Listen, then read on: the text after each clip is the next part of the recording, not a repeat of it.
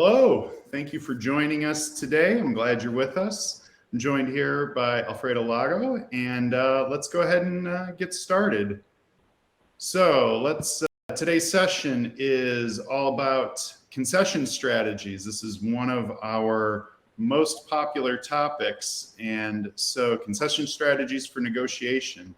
As we get started, this will be available on recording for on-demand viewing, so you'll be able to take a look at this if there's anything you've missed. Anytime during today's session, if you want to submit a question, there's a question icon where you can give us some questions that we'll answer either during the flow of the presentation or at the end. And then, as always, if you could, please complete the exit feedback section. We're always interested in what you have to say to improve our offerings as we plan on a monthly basis. So be sure to send some feedback our way. Okay, so a little bit about Red Bear. In short, we transform people, teams, and organizations into world-class negotiators. We've got consultants around the globe that deliver in over 15 languages and have worked extensively in North and South America, Asia, Europe, Africa, and Australia. We help organizations to reduce costs, increase profitability, manage risk, and increase internal alignment in support of reaching corporate goals. Our proven process has helped our clients achieve business goals and significant improvements in human performance. Our main programming is our situational negotiation skills workshop, our negotiating with suppliers workshop for procurement organizations, and our cross-cultural negotiations. The way that we do this is through a custom-tailored approach and discovery-based learning, where we actually have participants participate in open discussion as well as negotiation simulations. As I mentioned today, I've got Alfredo Lago here with us today. He began his career as a chemist and has his love of people has drawn him into the world of consulting. When he's not in the classroom, he is a lead singer in different bands.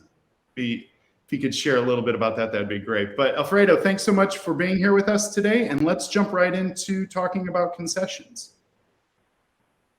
Thank you, Mark. It's really a pleasure for me to be here representing Red Bear after, well, so many years. And concessions in negotiation is a very, very important topic and is a word on itself. And I would like to start with a question. Well, I'm full of questions for you to reflect upon, and feel free to have your own questions as well for us to reflect together. Okay, so Mark, if you can put our first question, there is a poll for you to answer. Have you ever thought that in a negotiation you have conceded more than you should? The answer is simply yes or no. Okay, I'm going to give you a minute and some seconds for you to share with us your experience. And please, Mark, you are going to tell me about this. Yep, I will provide some feedback and start seeing it. So we've got a little under 30 seconds left to go. We should start to see some results coming back here. Okay. Well, I can tell you, to me, the answer is yes. Yeah. That's what I'm starting to see so far.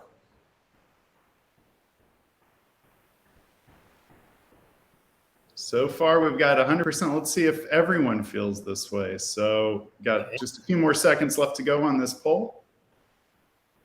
You can go ahead and stop that now. Okay. Are there some no's?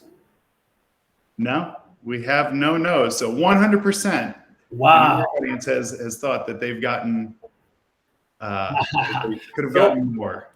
So I'm glad we have the right audience, right, Mark? You know, that's very common. So one of the things that happened to us in negotiation is that we concede more than we should. And why is that?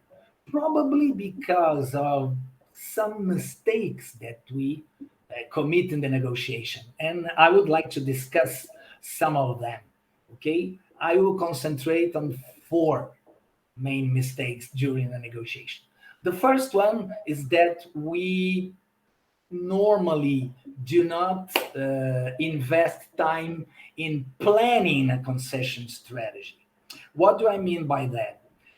I need to identify the items, okay, that I need to concede, and I need to identify items that I can ask for in return for me to be able to balance this value exchange. We're going to talk more about that.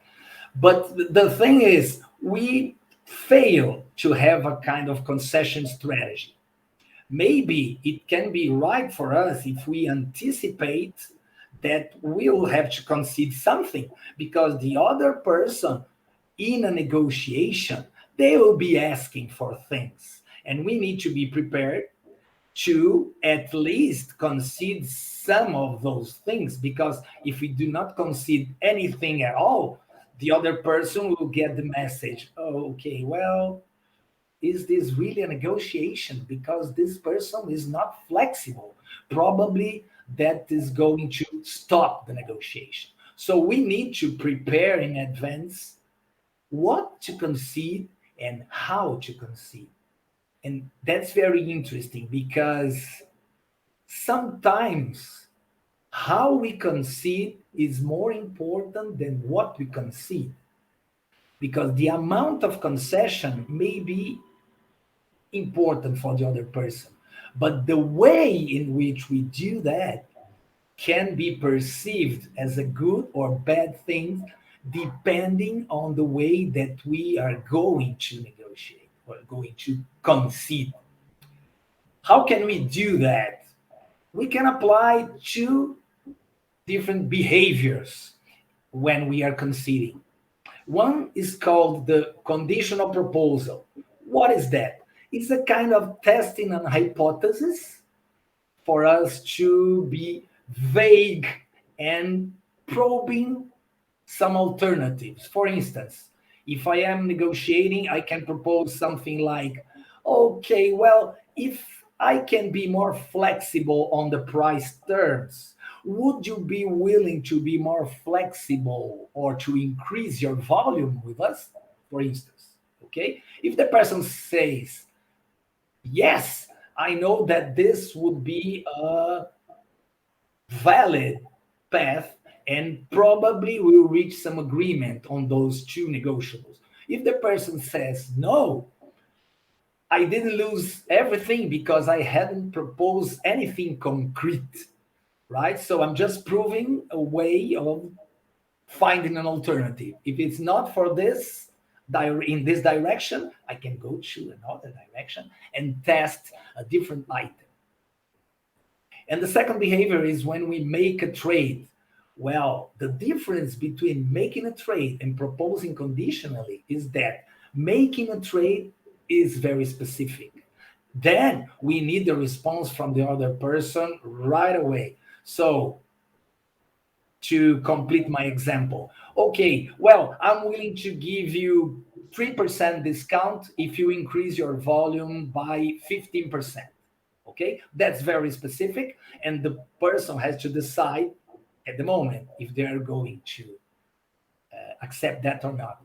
We are most used to do this, to make trades, because it's more specific and it's easier to plan. But we also need to plan for our conditional proposals in order to be vague and to break some impasses or deadlocks. Because when we are offering a conditional proposal, we are testing and we are reducing the natural tension that appears in negotiation.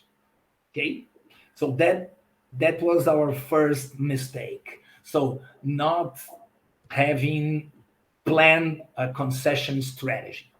I'm going to talk in more details about concession strategies, some of the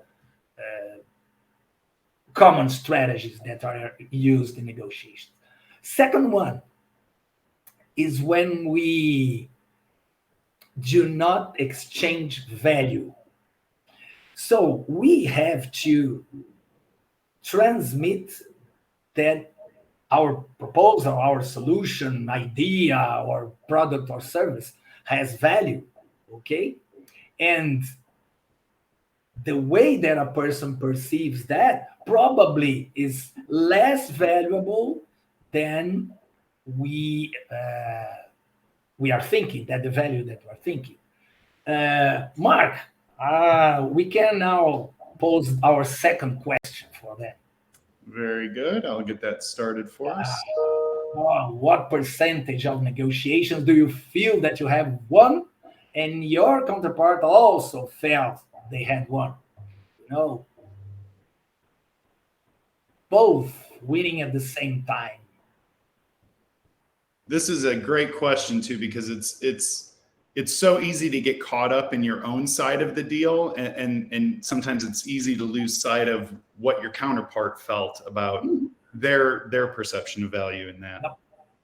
Yeah, people usually are competitive. And in being competitive, they forget about that the other person has to win as well in the negotiation. So if I am the winner, maybe the next time that I'm going to negotiate, the person will seek for, I don't know, some kind of revenge or some kind of uh, getting more value or eroding my value, whatever. Okay, so I'm going to go ahead and close the poll here real quick. Mm-hmm. And it looks like our results are about 60% said 41 to 60% of the negotiations they felt they had won it, and so had the other party. 10%, oh, we're getting a little bit of change in the numbers now that the final tally's up. 17% said 61 to 80%. 17. Yeah. And well, that just changed again. And now we've got 26%. 26% said that more than 80% of their negotiations. And we got a late entry of 5% said 21 to 40%. Okay. So in other words, the majority says that 50% or more of the times both are winners. That's true. Yes. Yep, that's true. Okay. Well, that surprises me because you know, here I am in Brazil, right?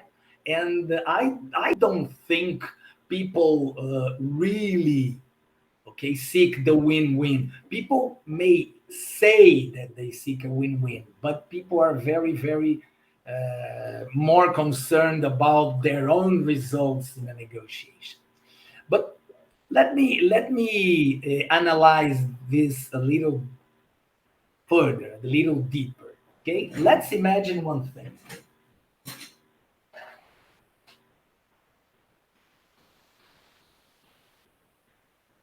Let's imagine that this line here is what I perceive as being my value for my idea, product, or service. Here, I'm trying to convince the other person that my idea, my solution, whatever, has value. And then this person may ask for a concession. Okay? So if I am giving this concession, probably I will decrease the perception of value that the other person has. So what people will try to do in a negotiation is that they are going to keep on asking for concessions for them to maybe pay less or to have to concede less as well. But we have a way to counteract that. Each time that the other person asks for a concession, I can also ask for a concession in return of similar value, okay? So what am I doing here is that I am valuing my concession and saying, okay, I can give you A if you give me B. Otherwise, I will not be able to give you B. So what will probably happen in the second round?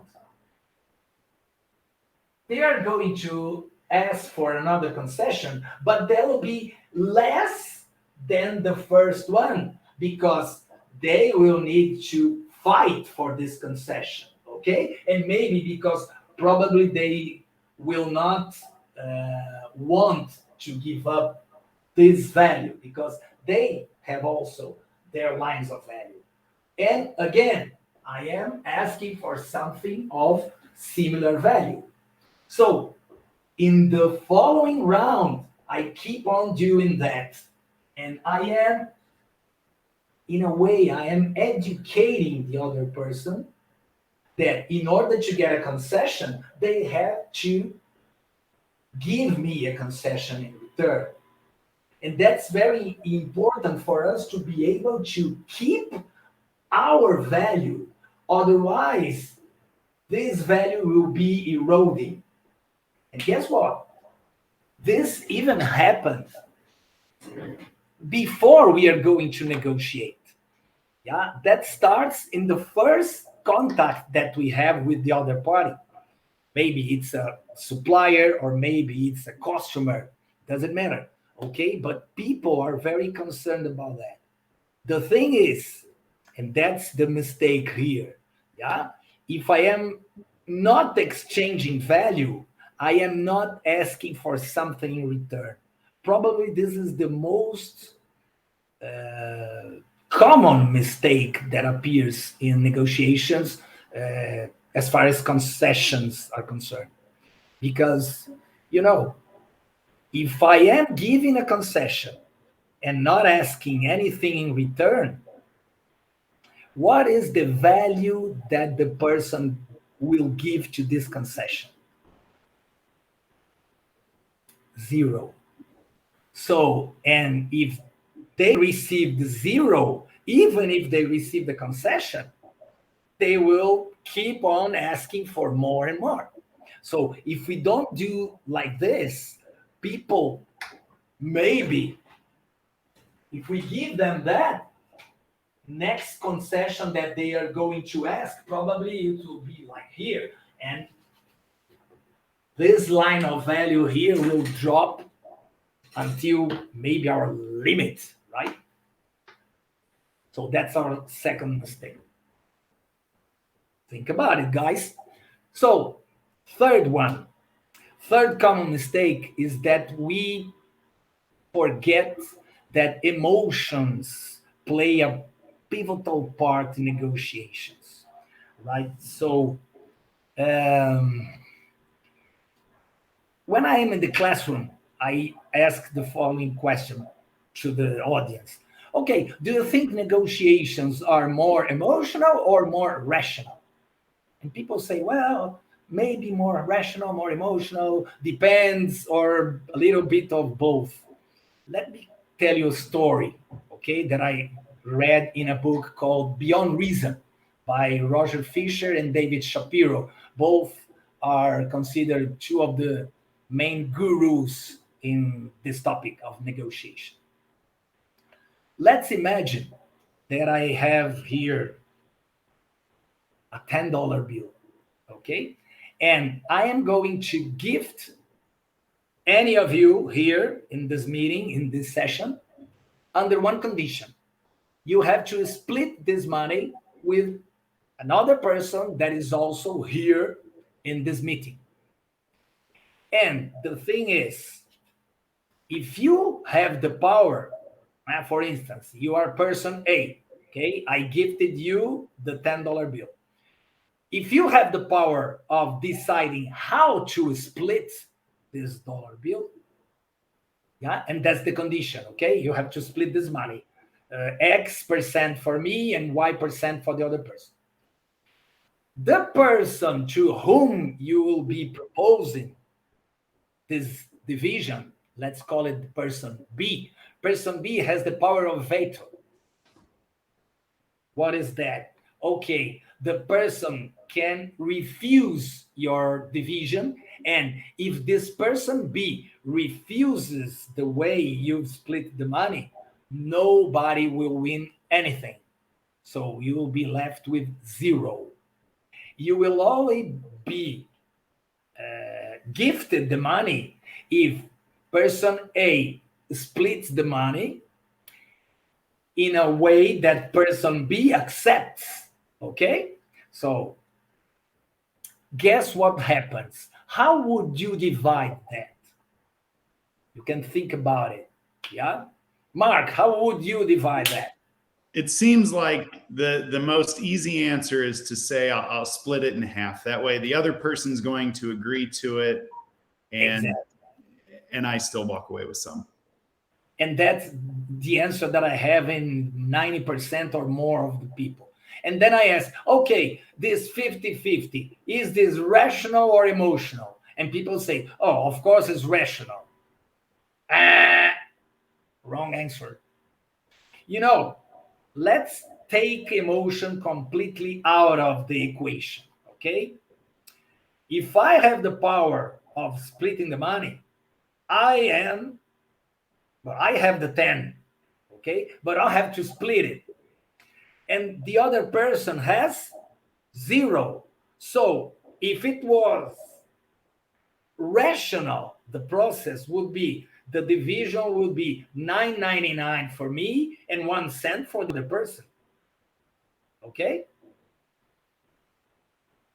Do you think somebody will accept that? Probably the person will say, no, I prefer to lose 1 cent, but you are not going to win 9.99. And then goes on and on until I prefer to lose 4.90, but you are not going to live here with 5.10. It's not fair. The thing is, any other answer that is not 9.99 and 1 cent is emotional. That the only rational way is 9.99 and 1 cent, because rational, the person has 0, so I will be offering the minimum possible, which is 1 cent. The thing is, people prefer to lose in order not to feel that they lose. It's a kind of a crazy thing that our mind, it's a trick that our minds plays on us. So we need to maybe face or to see the negotiation in a different way. And concessions also. Concessions are more emotional than rational.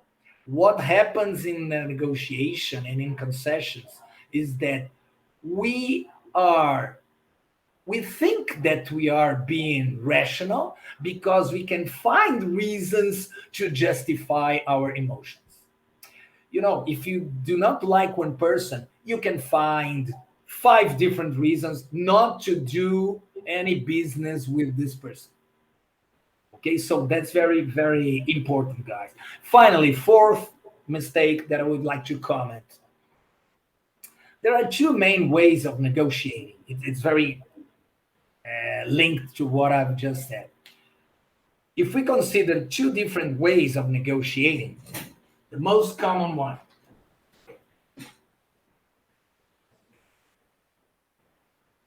distributive approach. What is that? We consider the negotiation at a fixed pie, a limited universe, and then we are going to fight in order to get at least 50% of this whole pie, or this value that is on target here, okay?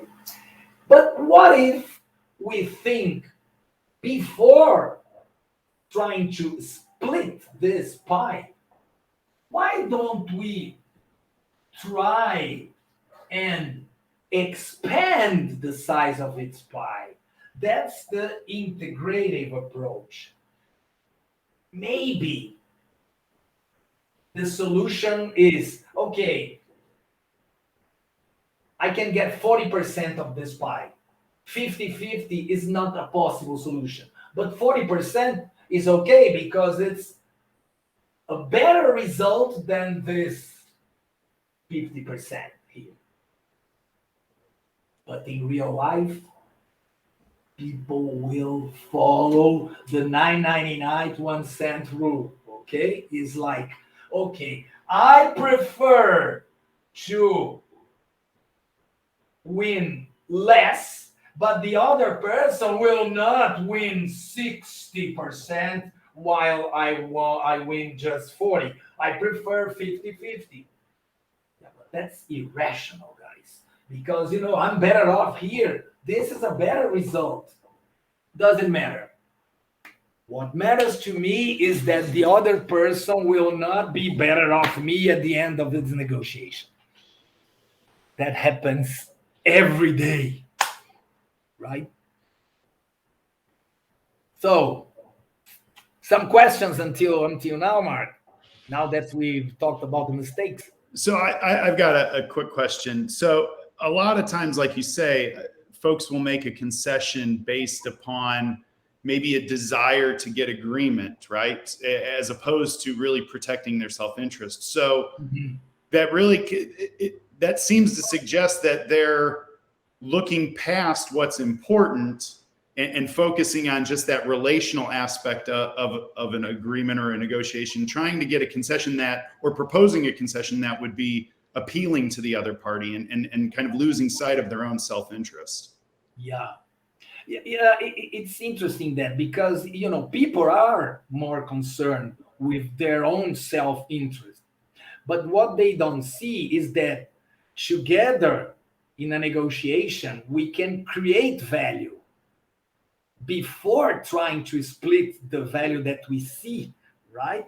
And sometimes when we are giving some concessions, there's a very tension plays a very good part here, because when we are conceding, is that because we are feeling pressured and feeling tense, that maybe if I don't concede, the other person will not continue the long-term relationship, or maybe there will be some consequence in the future, whatever. Okay, I think that's the real fear here. Yeah. So a related question just came in from the audience. So what's the best way to make concessions when you can't promise volume improvements, for example, but need more money or profitability from the vendor? Meaning, essentially, you don't have much tangible to give. Yeah. Let me think about this. In negotiations, their concessions are just a part. Okay, let me see if I can answer this properly. There is a difference between what we want in a negotiation and what we really need. If you consider a kind of iceberg, people reveal what they want easily, okay? And probably that's the example that you're thinking of. And we need to find out why they're asking that. So the top of the iceberg is very visible and it's very concrete. Okay, I need the X% discount because I don't have tangibles. Okay, but let me explore that. Because we are, maybe we have a kind of cash flow problem, high inventory problem, or maybe I promised to my boss that I would save money for the company, whatever. Okay, so the thing is, if I am able to find out the real need that gave birth to this want that is concrete and measurable, so I can be more creative and find different ways of satisfying this need. So let's put it as you said. So I cannot offer you a discount or whatever, but I can offer you more warranties, or maybe more inventory, maybe more flexibility, maybe more different or more open contract terms. You see, maybe those things, they have more value or equal value than some points or percentage points in discount. Okay, so thing here is that you need to find out why the person are asking what they're asking. And then together you can create some alternatives for that. Because otherwise you'll be concentrated at the tip of the iceberg. And in negotiations, you see, when two icebergs come closer, the first contact is not on the top, it's below. So that happens when people find each other's needs, and then they can invent some alternatives for them to satisfy those needs.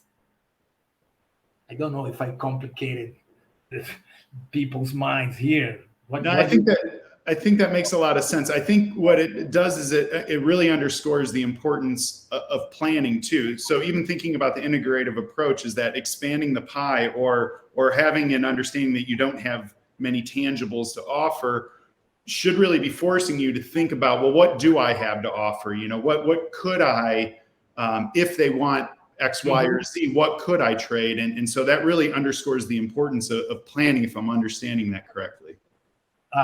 Yeah. Well, talking about planning. So since our first mistake is the lack of planning, okay, how do we plan for our concessions? First, we need, as I said, we need to identify limits for each item. For instance, okay, up to, I can concede in price, I can concede in deadline, I can concede in level of service or contract language. What is my limit? Okay, first thing. And then we need to create a strategy to reach that limit in a certain number of rounds, because I have to anticipate that the negotiation may be in rounds. Okay, 3, 4, whatever. I'll have to identify what is mandatory for me in this negotiation. So my objective, what do I really need to walk out of this negotiation with? Maybe some alternatives, and I'll have to anticipate and think about, what if the person asks me A or B? What if the answer to my question is F? Okay, so I think one of the keys in planning is to invest 50% of your time anticipating reactions, questions for both sides, and limits, and if we can move those limits, and planning really, what am I going to concede, when, and in exchange for what? Yeah, so many variables here. And after I have all of this, okay, how do I demonstrate that in making a trade and proposing conditionally? Those are the two behaviors that we commented some minutes ago. I think that's a good planning. Yeah. By the way, we have a planner. Okay, there's a sheet on the planner. We can share with you right now or after, as you like, Mark. What do you think? Yeah. Do you want me to show that slide for you? Yeah. Yep. I think it can be interesting for them to see it right now. So, that's it. Yeah. So in this planner, in this tool, you have, okay, the conditions. So what my target is, what my limit is, and what my initial offer would be. So in other words, if I am thinking about reaching an objective, I'll have to be a little more ambitious to start, for me to have a kind of room to concede. And the way I'm going to reach from one number to the other is that what I call the strategy in the rounds. So that's a space also for you to identify the negotiables that you are going to use, and the cost and the value of each item. Okay, let's assume that any negotiable costs something for the person giving it. This cost can be low, medium, or high. And any negotiable has also perceived value for the other party. And this value can be low, medium, or high. And then we can classify these negotiables in some categories. And the most important one is what we call an elegant negotiable. An elegant negotiable is a negotiable that has low cost for the one giving it and high value for the one receiving it. Okay, we are going to create some lists about it for you to be more clear about it. Just some more minutes. I'm going to be back on this. So that's another important thing for us when we are planning. We have to plan our strategy. We have to plan what we are going to concede, how, and at what time. Okay, using the behaviors, making trades, if we like to be specific, and making a conditional proposal if we are to test some hypotheses and lower the tension. Yeah, thank you, So Mark. just to mention that is available in the attachments to this webinar. You can download that for your use. Yeah, it's very, very functional, this tool, and very simple to use. I mean, you spend 5 minutes and probably you get much better results in your negotiations. Well, that's it. For us to receive something in return, if we can plan that in a single sheet of paper, it will be much better for us to remember. Okay, there is no problem in me looking at my plan during the negotiation. We don't have to have everything by heart. Okay, and talking about those elegant negotiables, let's think about, and feel free to use the question and answer space if you want to share some of those negotiables with us. Okay, let's make 2 lists here.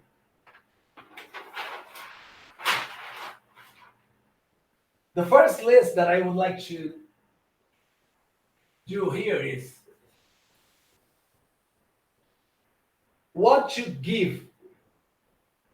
Okay, let's imagine to have more context. Let's imagine that we are made buyers, okay,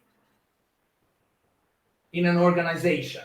And then what can we give to our suppliers in a negotiation? Okay, let's put it this to be easier, because all of this can be applied in internal negotiations as well. Okay, but we are considering one example with a buyer and a seller. That's more common. Okay, buyers, maybe they can give us more volume. What else? Preference.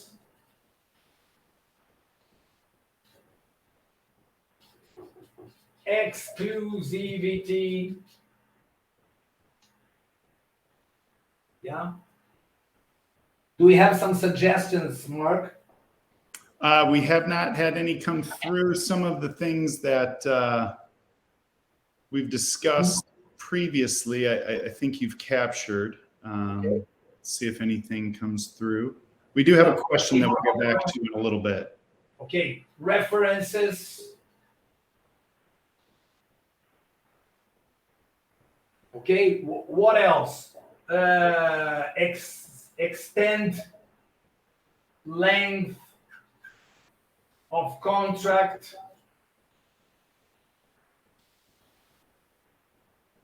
Flexibility in deliveries, for instance.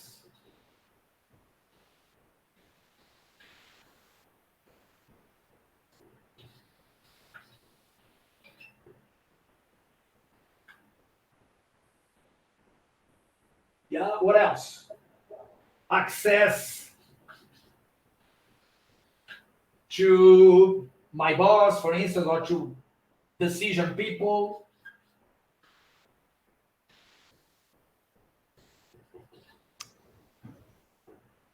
We've got payment terms. Payment terms, okay, more flexible.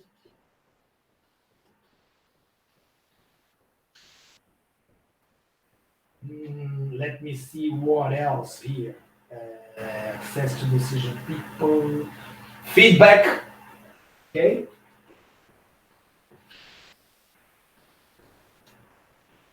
Information about ourselves, about our structure, about our plans.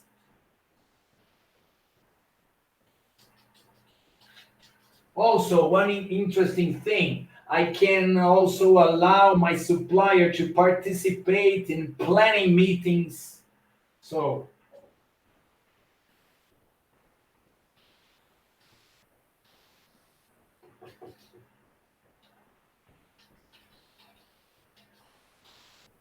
planning meetings. You know, the list goes on and on. Okay, we can add as many as we like here. So, let's think about the other side. What to get from my suppliers? Okay, well, of course, I can get discount. Okay. What else? Also, maybe payment terms.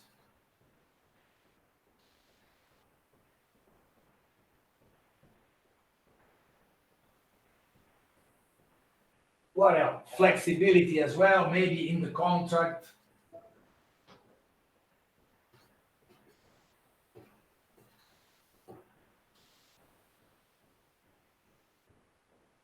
I like that idea of access, the other side of access here.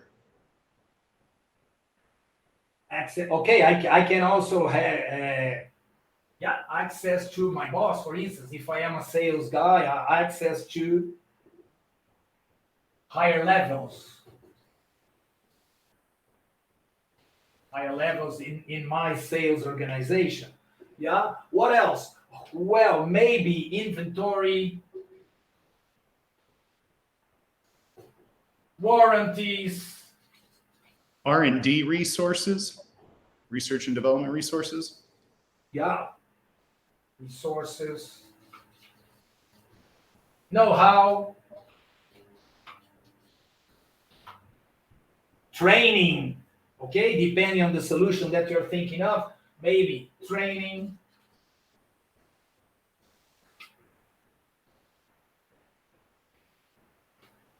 Some more, Mark. Yeah, reduced price escalation. So thinking about inflation, so reduced price escalation. Similar to discount. Well, let me reduce.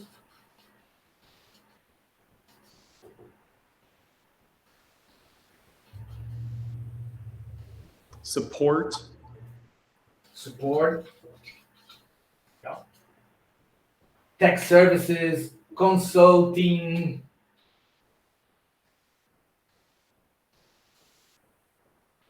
You know, sometimes salespeople, give consulting for free.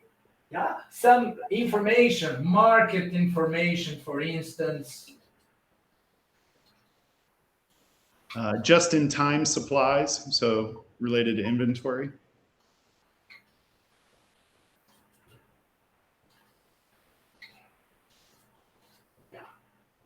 You know, thank you, people. Well, this list goes on and on. What we need to do now is to go item by item and study, okay? So if I am the buyer, I am to give more volume.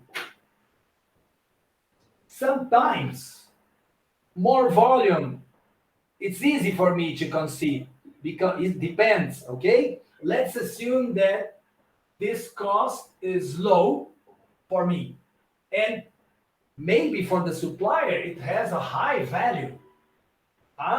So that's a low cost for me, high value for them. So this we've identified here one elegant negotiable. In some cases, it will be elegant. In other cases, maybe it's medium, medium. So it's not a priority.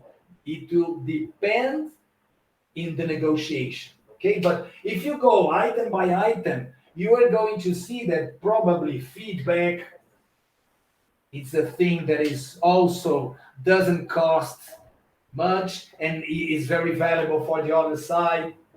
Okay, what else here?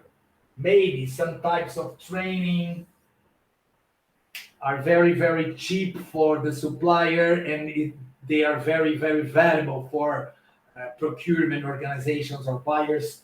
So, whenever we identify this and we can create maybe 50 items on it each, because not only the tangible ones we can put here as like, okay, I can give you recommendations to your boss, for instance, as long as it is ethical, okay, and it's compliant to the compliance rules, etc. So we need to, maybe we can create 50 items on each list, and maybe we can have 10 low high and 10 low high there. You see what I did here? Just created minimum of 100 different alternatives to be creative and to exchange value in a negotiation. I'm going to give you an example that I used about more than 6 years ago when I bought my house. Okay, I was living in an apartment and now I'm living in a house. When I was buying the house, the deal was that the ex-owner will have to disoccupy the house by a certain date. And then the agent called me and said, hey, the ex-owner is asking for 15 days to stay in the house. Now you are allowed to charge him uh, half a month of rental. And I thought, okay, well, for me, I am paying for the house. And to receive back 15 days rental, it's not a very, very valuable negotiable to me. How can I, you know, improve this negotiation? And then I thought, okay, I was not in a hurry. I could let this person stay for the 15 days. I just asked for a recommendation. The guy had an engineering company and he was the supplier for automotive industries. So by that time, I was trying to work with Ford. So I just asking, okay, you can stay in the house for 15 days for free if you give me one contact at Ford. Okay? What is the cost for me to allow him to stay in the house? Virtually zero. What is the value for him to stay in the house and for free?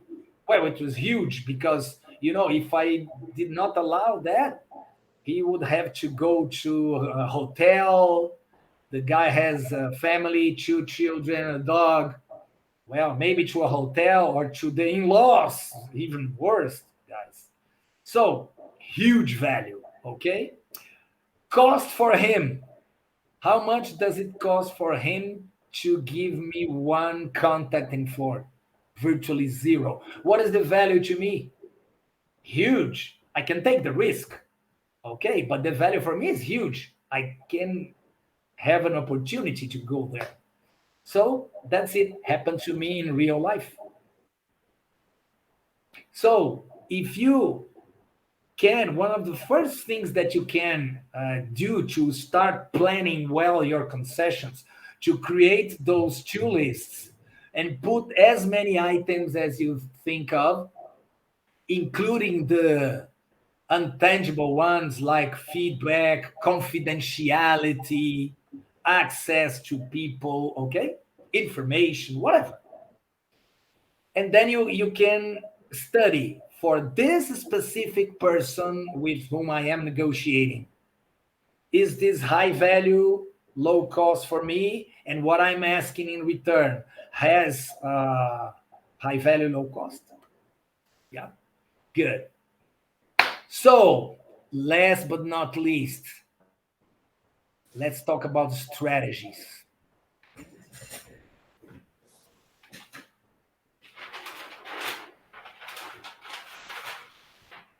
Let's consider that one negotiation has 4 different rounds, okay? And it doesn't matter if there are 3 or 5 rounds.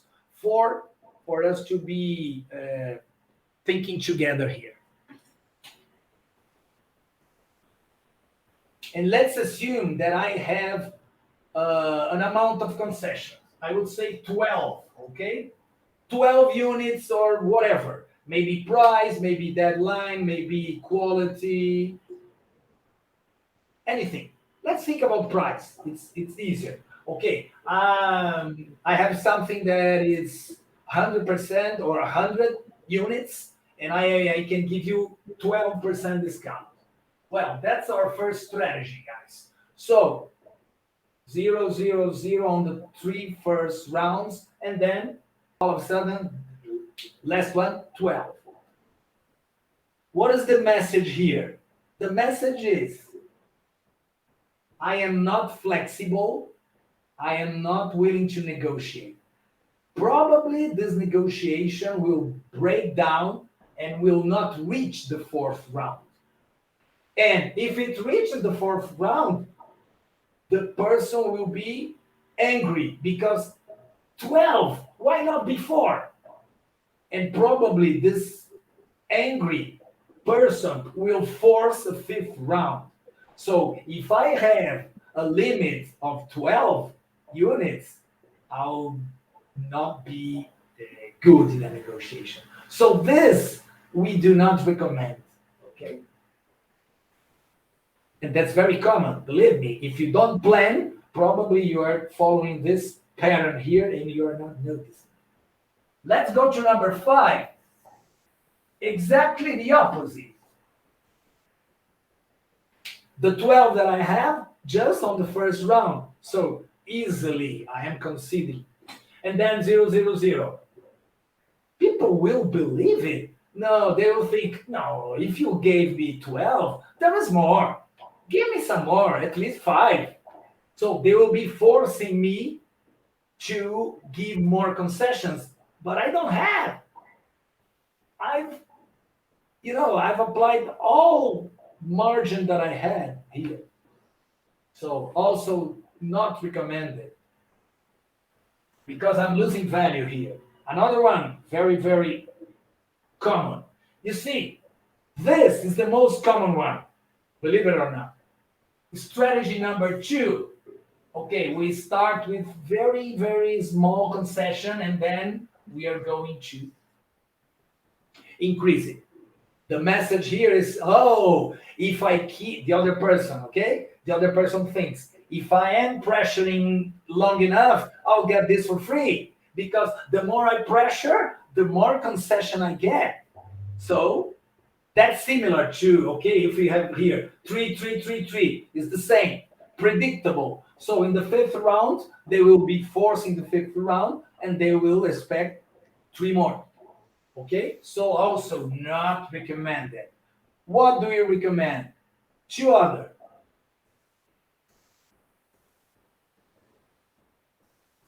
Number 3, you will start with a very significant concession, and then less and less you are going to reduce your concession.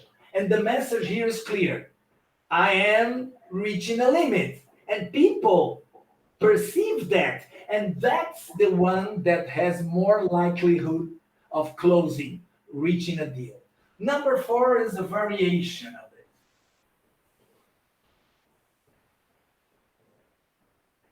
I can increase a little bit the tension at the beginning to send the message that I believe in my value the way it is.